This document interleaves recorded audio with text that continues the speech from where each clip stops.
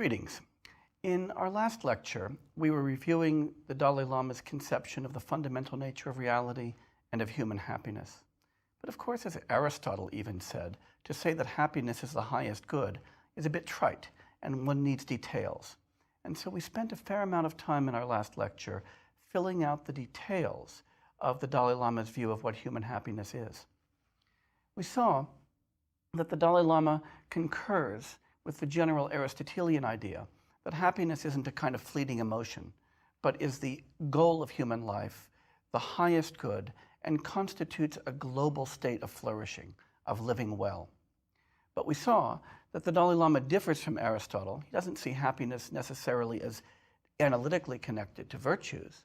Rather, for the Dalai Lama, happiness comprises a broad set of goods, social, material, that involve certain kinds of liberty, certain kinds of freedom, certain kinds of social interactions, and so forth.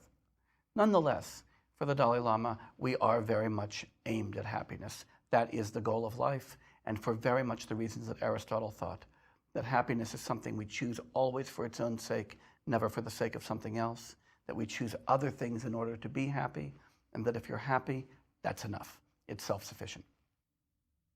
We also saw that the Dalai Lama, as a Buddhist, really emphasizes the idea that the fundamental nature of reality is given by dependent origination in its three forms: causal dependent origination, part-whole dependency, and conceptual imputation. And we saw that that's especially true when we think about social reality, the reality that we preeminently inhabit. And so the fundamental truth about the reality in which we live, our social reality, is this complex network of dependent origination.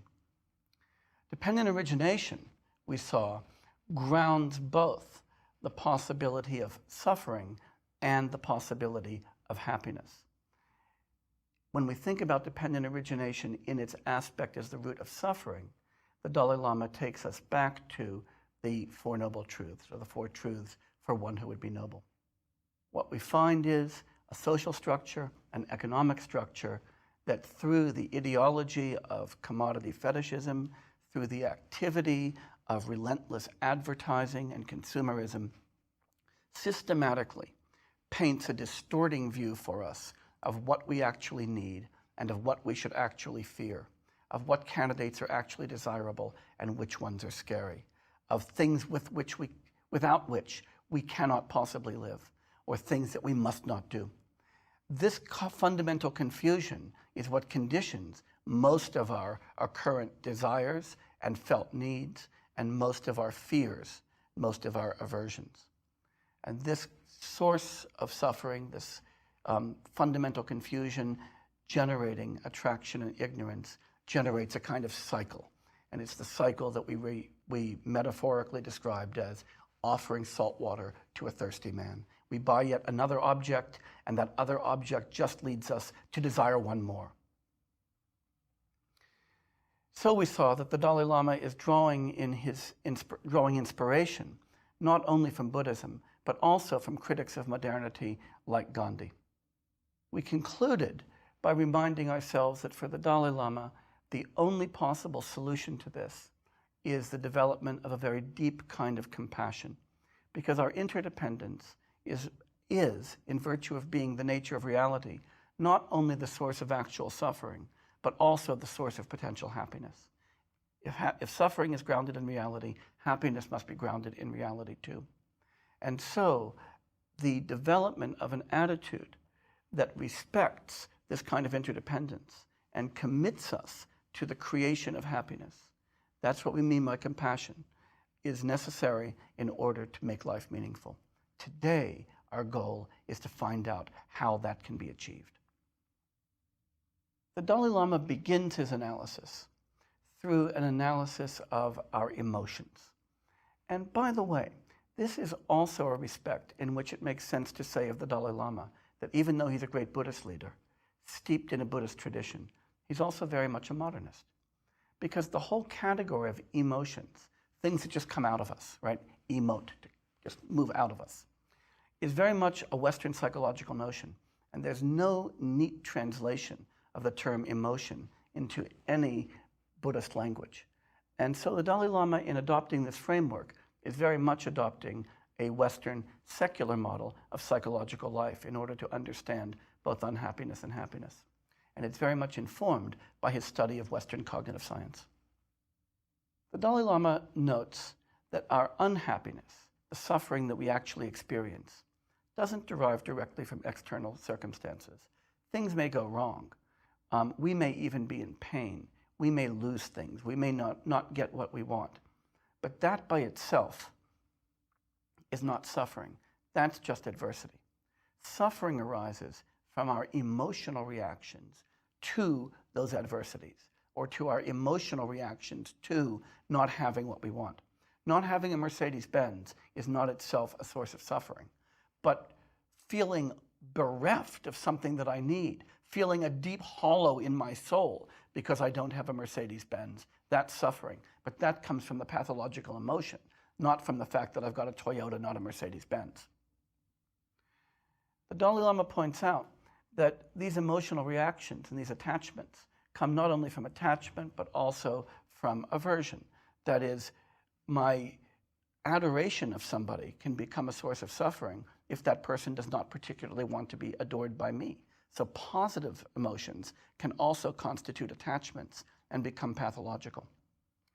Here we should be noting very deep resonances, not only to Shantideva, who the Dalai Lama reads very closely and whose text he teaches very frequently, the text that really animates most of his moral thinking, but also to the Stoics. Remember that metaphor of the arrow. We can control the shooting of the arrow, but not what happens outside. We can control what belongs to us, not what's outside. And so for the Dalai Lama, the important point is that suffering has its sources internally, not externally. So these pathological emotions, the emotions that cause our suffering, the Dalai Lama thinks of as pathologies of attachment and pathologies of repulsion. And there are a lot of them. Pathologies of attachment are things like greed, lust, this feeling of terrible neediness that we needing of approval. Pathologies of aversion, hatred, racism, distaste for things, and so forth. And the Dalai Lama's view is that these have individual as well as social dimensions. That's really important. We are social beings. So many of the pathologies, these kinds of pathologies, might just be individual psychological states. I really want that kind of car, or I really don't like that person. But there's also social dimensions. We don't like them, or as a country, we need this kind of military security. So there are collective attractions, collective repulsions, as well as individual attractions and individual repulsions. But no matter what, the Dalai Lama urges that these set up a kind of self-perpetuating cycle of emotional pathology. So, it goes like this. I decide that I don't like what you've said to me, and so I become angry. Notice what you said to me isn't a harm, it's just something you said, but I become angry. Now all of a sudden I experience harm. And what do? I project you as the cause of the harm rather than my own anger. So I say something nasty back to you, and the same thing happens. You become annoyed, and you throw a rock at me. Now I've got some blood coming down my forehead, and now I'm really mad, so I pick up a stick, and the escalation goes. So the injury generates anger, that generates more injury, and we get this self-perpetuating cycle. In the case of attraction, we get the self-perpetuating cycle of need that we have in that advertising generates. And in interpersonal relations, we are certainly familiar with self-perpetuating cycles, both of positive and negative emotions, positive and negative emotions that undermine genuine relationships. It's important to note that we very often, in thinking about the emotions, mistake pathology for virtue. I think this is a deep part of our modern predicament, and it's one that the Dalai Lama really emphasizes. So sometimes people will talk about justified anger or righteous anger and think of that as a virtue. But ask yourself, when is the last time that anger did anything positive for you or for anybody else that you know? Go back to Seneca, who talks about the horrors of anger and who thinks that if what you want to do is to motivate punishment, think calmly, think calculatedly, think carefully. Anger only blunts your faculties. It makes you behave irrationally. It distorts things.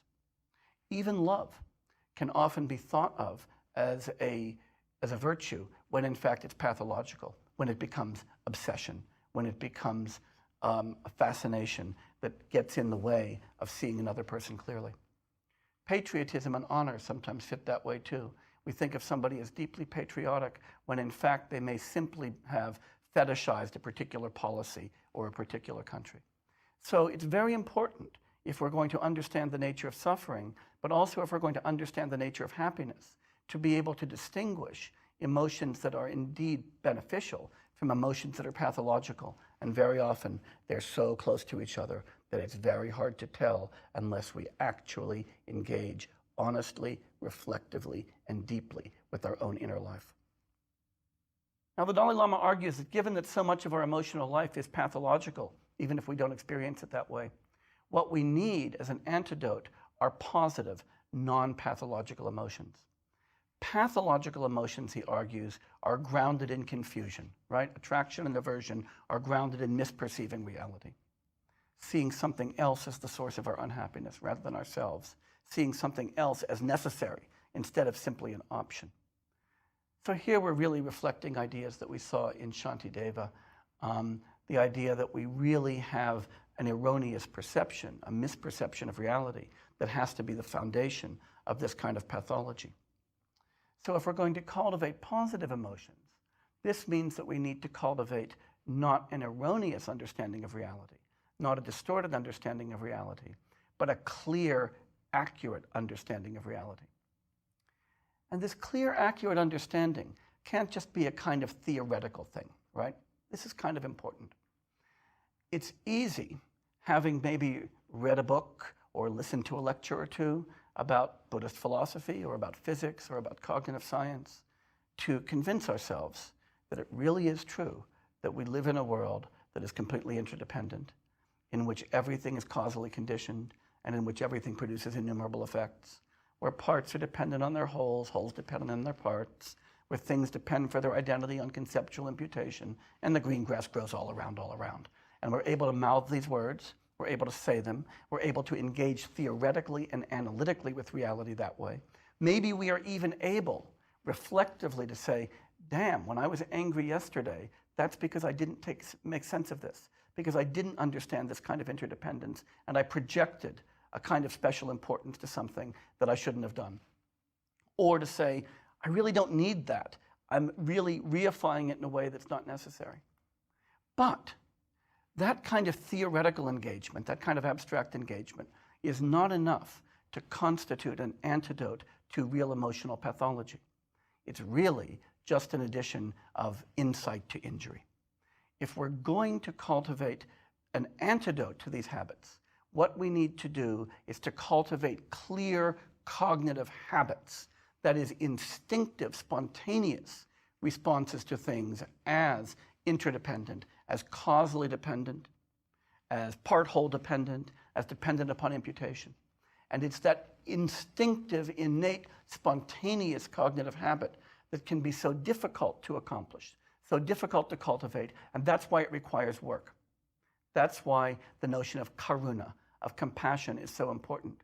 Because what karuna does is gives us that commitment, that altruistic aspiration to act, and an important part of the action is an action of deep self-cultivation and the development of different spontaneous ways of taking up with the world than those that animate most of our ordinary ways of taking up with the world.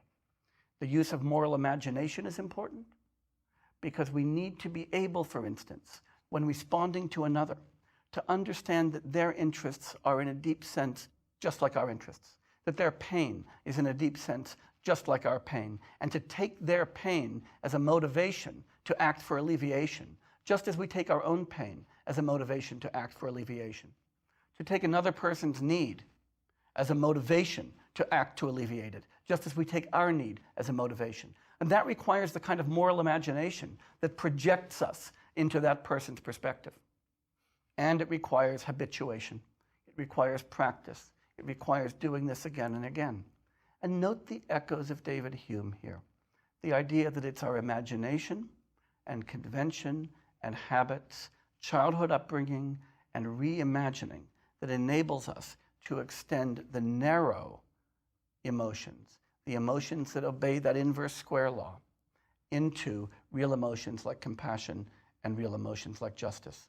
And it's no accident that the Dalai Lama has studied Hume as well as Shantideva.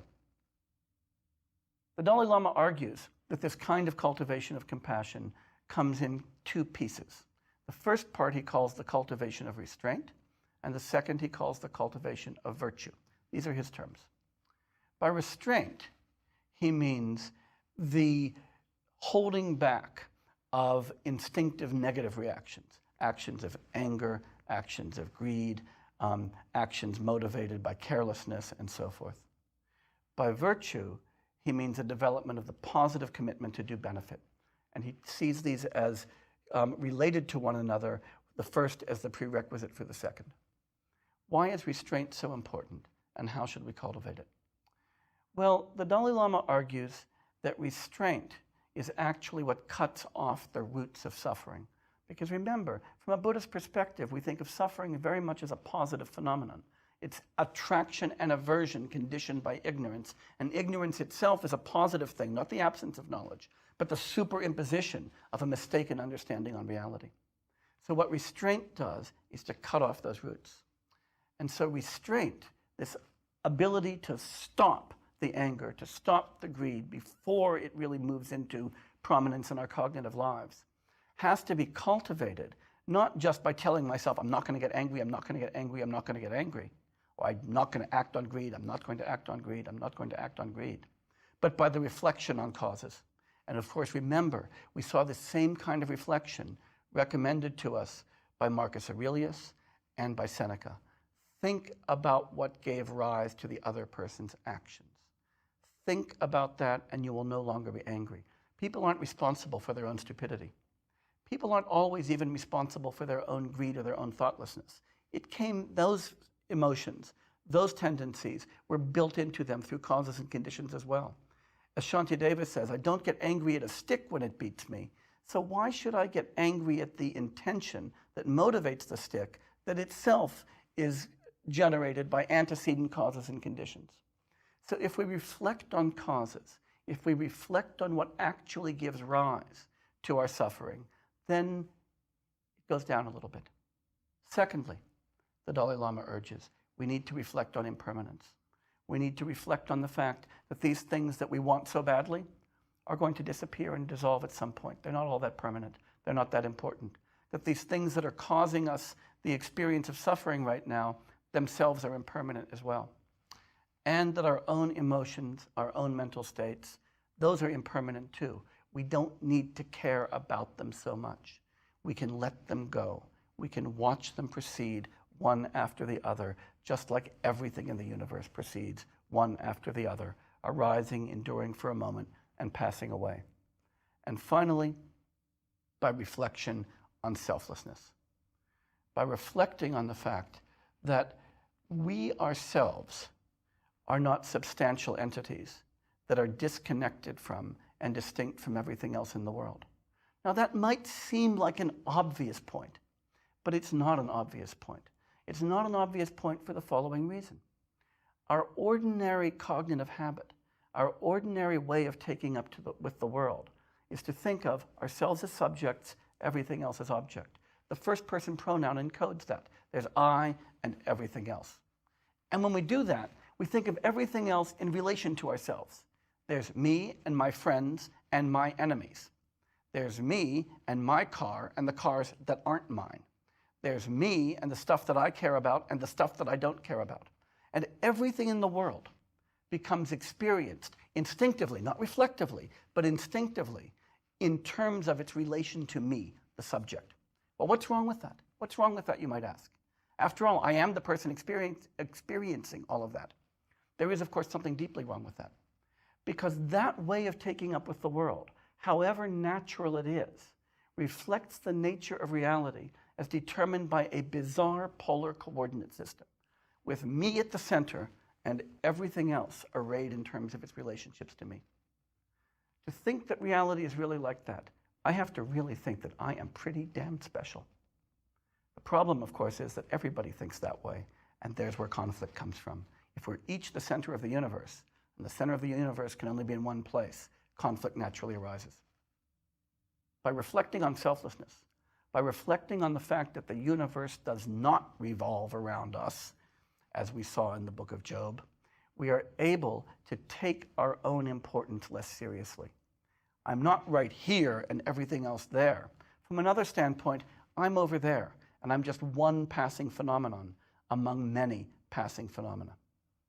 So we see in this kind of method for cultivating restraint, this method for undermining the afflictive or the pathological emotions, the Dalai Lama is offering kinds of remedies, recommendations that have Buddhist roots, because they've got these roots in the understanding of selflessness, impermanence, and causal interdependence. But they also have very much Stoic roots, roots that in the understanding that what we can control is what's inside us, our emotional reactions. And also the Stoic idea that really it's understanding reality rationally that enables us to bring our emotions under control. An idea that we saw develop not only in Stoicism, but also in Buddhist moral theory in the hands of Shantideva in How to Lead an Awakened Life. So much for restraint. Why isn't restraint enough? Why do we need to move beyond it to positive virtue? Well, the Dalai Lama argues that we need to move beyond it to positive virtue because while restraint keeps us from doing bad things, it doesn't by itself motivate us to do the things that are necessary for our own happiness or for the happiness of others. To do that, we need to cultivate generosity, the willingness to detach ourselves from our possessions and to give, because others need things from us. Generosity comprises not only material generosity, giving of physical gifts, but the giving of our time, the giving of our attention, the giving of our concern, the giving of our knowledge, the willingness to be beneficial. And this is so important because we live together and we benefit together. And if others don't benefit from us, we don't benefit from those interactions. Virtue requires patience. And as we saw in our discussion of Shantideva's Bodhicharya Avatara, that comprises not only patience with others, which actually isn't that difficult to cultivate once you practice, but patience with oneself, noticing that the moral perfection that we come to demand of ourselves when we adopt this understanding of the nature of our lives isn't acquired in a moment.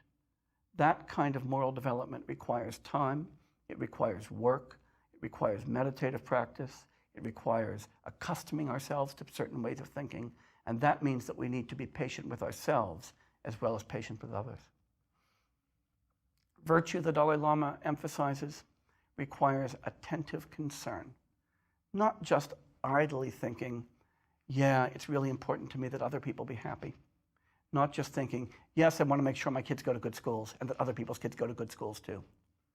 Not just concern that, oh, it's a bad thing that people are suffering in that place, whether it's Darfur or Chad or Haiti or wherever, but actually attentive concern. And attentive concern involves two different dimensions. One is the dimension of attentiveness, and the other is the dimension of concern. The dimension of attentiveness commits ourselves to really understanding the nature of the problem, to thinking about it, to thinking about what's going wrong and what would be necessary to rectify it.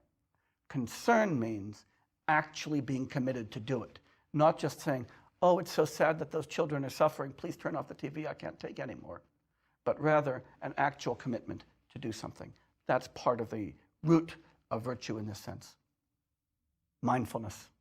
Mindfulness in the sense that we need to be able to pay attention to our own emotional states, to our own reactions, to our own motivations, moment to moment, in order to cultivate the virtuous ones instead of the non-virtuous ones. And finally, we come to discernment and compassion. And I treat these two together, as does the Dalai Lama. Discernment is necessary because we need to really understand in any particular situation what the details are in order to act. What are the causes? What are the conditions? What are the effects? What kinds of mental habits are imputing the kinds of characteristics that are causing difficulties here? What are the whole networks and what are their parts that are important. But finally, compassion. What is compassion? Compassion here, as I keep emphasizing, it's not an emotion. It's not a feeling of caring about others. Compassion, in the sense of karuna, is an altruistic commitment to act. An emotion that just says, I feel so awful, I wish somebody would do something, is not compassion. It's what the Dalai Lama likes to call sloppy sympathy. That doesn't get us anywhere. All it does is compound somebody else's suffering with your own. Better not to even notice. Compassion is this commitment to actually doing something. But for the compassion to be genuine, for the compassion to be efficacious, the compassion has to rest on discernment. Because to be committed to doing something, and for that something to make a difference, you'd better be committed to doing the right thing. And that's why compassion isn't just, I've got to do something, but compassion rests in a commitment to develop this deep analytical understanding of suffering in order to alleviate it. Where that means in each situation, a deep analytic understanding of the nature of suffering in that situation in order to alleviate it. Compassion in this sense is not just abstract understanding and not just abstract desire. The union of compassion and discernment is a union of moral perceptual skills, where when we see a situation, we see the sources of suffering, we see the possibilities for happiness, and the interpersonal skills that allow us to see what kinds of interventions will be most useful and commit us to those kinds of interventions.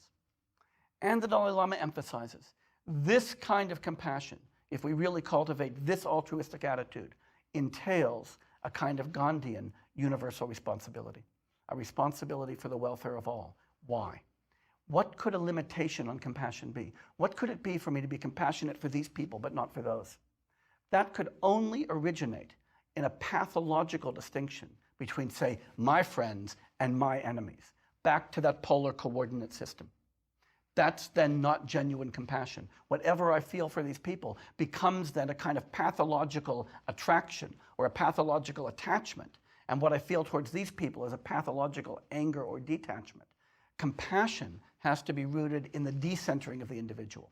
For that reason, distinctions between individuals becomes impossible as objects of compassion.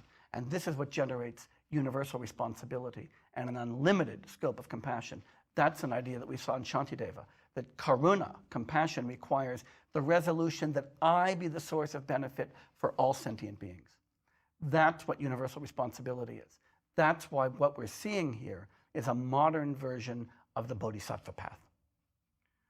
While the Dalai Lama might be a modernist in many ways, and we've seen all of those ways, the reliance on science, the reliance on a very modern conception of the nature of happiness, and a modern understanding of the nature of suffering, it all comes back to the Bodhisattva path. The altruistic resolution to act in every way that I can for the benefit of all sentient beings as the only kind of state that could possibly make my life worthwhile. And that's not just an affective state, not just an emotional state. And it's not even just a conative state, not just a state of desire, but it's an affective state, a conative state, and a rational understanding of circumstances coupled with a resolution to be a source of happiness and not a source of suffering. It's a superlative moral standard, a moral standard that's as superlative as that of Gandhi's, even if it's a little bit more modernist in its field. But this is a moral standard that connects us as moral agents to a universal community. And in this way, it harmonizes so beautifully with so many of the positions we've seen. It has the same kind of universality of commitment that we saw in the Gita, the same kind of universal context that we saw valorized by the Stoics.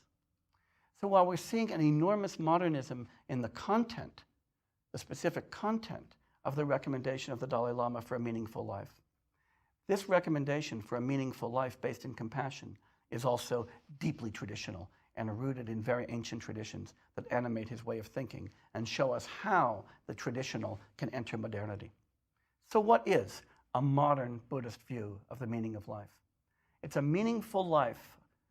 A meaningful life is a life that is lived in recognition of truth, of the fundamental nature of reality. This echoes ideas we've seen from as far back as the Bhagavad Gita, but also in postmodernists like Nietzsche, who urges us to focus on the truth and live in a way that has fidelity to it. It's a life that involves our realization that we are fundamentally members of vast universal social totalities. In that way, again, we remember the Gita, but we also remember Marcus Aurelius, who asks us, what are you? You're a family member, you're a citizen, you're somebody who's a member of a large universe, and of course, Gandhi. This is a view of a meaningful life that demands of us, if we're going to live meaningfully, very deep cognitive, very deep emotional transformation. This does not allow us to remain content with our ordinary, everyday instinctive consciousness, but calls upon us to deep personal transformation. It forces us to attend to the mundane circumstances around us in order to be effective, just as Mill or Hume or Aristotle would recommend, but also to rise above attachment to the mundane, as Tolstoy would ask us to do, or Gandhi. This is what makes it modern and traditional. It also reminds us that a meaningful life is, in the end, a life that's genuinely happy. And it's a life that's led in the context of a genuinely happy community. And here we find our echoes of Aristotle and Hume, but reflected through this Buddhist context. So in the Dalai Lama, we have this remarkably cosmopolitan synthesis of so many of the ideas that we've been examining throughout this course. Next time, we'll try to do some serious summing up.